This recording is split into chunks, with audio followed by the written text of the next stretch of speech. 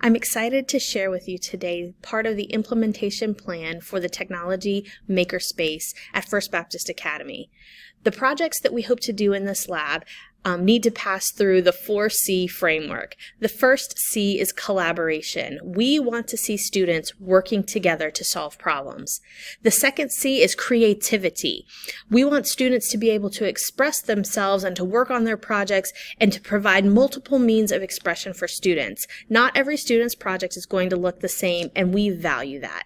Another thing we value is cross-curricular connections. As the students work on their projects, we want them to be able to pull in the things that they know from science and math and social studies and English and technology. As they create their projects, they're going to be learning new things about each of these, and they're going to see where they overlap. The last C is a consistent application of the engineering design process. As the students research and plan out their work, as they build their projects and test them out, they're going to experience failure that they have to correct, and they're going to have to persevere as they make new iterations of their project until they're ready to present it to their classmates and their family members and to our community.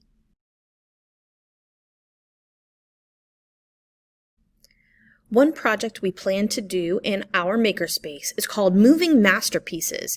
The challenge for the students is to create a reimagined version of a famous work of art, but including 3D and moving elements. We start the engineering design process with the students by having them explore different types of artwork on the Google Arts and Culture website. I have that pulled up in front of you today, and I have chosen to explore and learn about Van Gogh's Starry Night.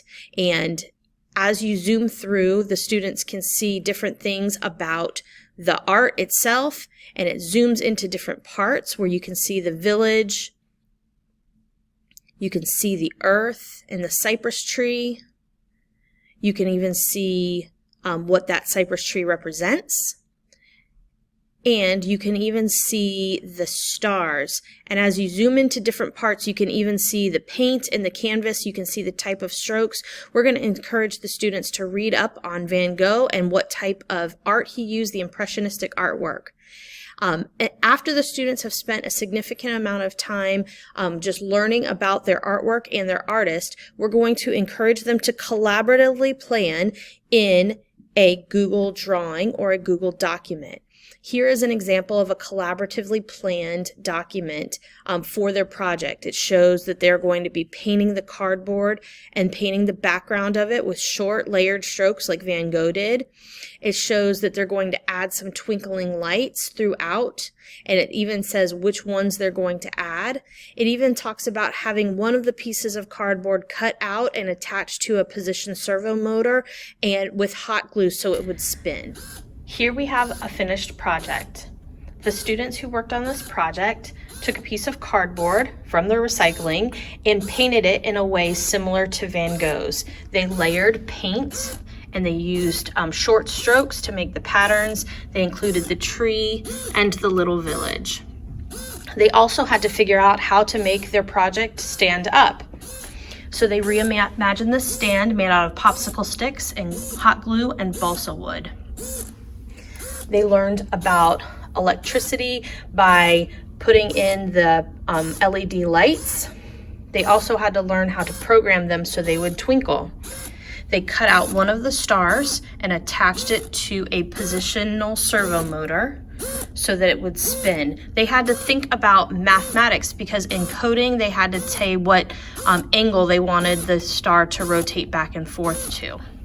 All of this is made possible by using a hummingbird robotics kit. It's powered by batteries. The students program a microbit that they connect with a USB cable. It's not currently connected.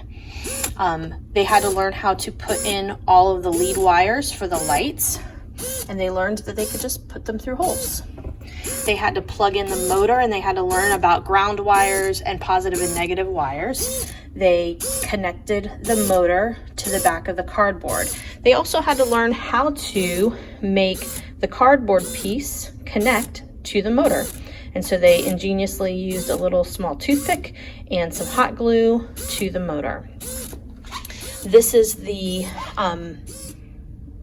where they use make code by microbit to code the project. And so you see there's several steps that they had to do. They had to program each area individually to make it work. So this is an excellent example of a finished project of a reimagined work of art that has a 3D moving piece, and it also has lighted elements.